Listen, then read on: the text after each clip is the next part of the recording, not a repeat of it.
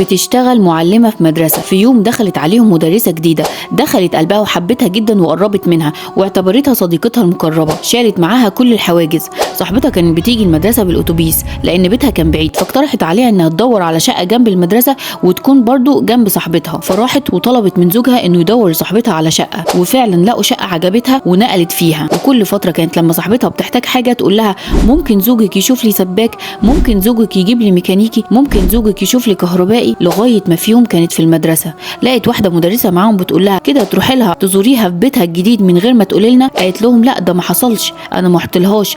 قالت لها ازاي، ده انا شفت عربيتك راكنه عند بيتها. قالت لهم لا دي مش عربيتي، ده عربيه زوجي وبس.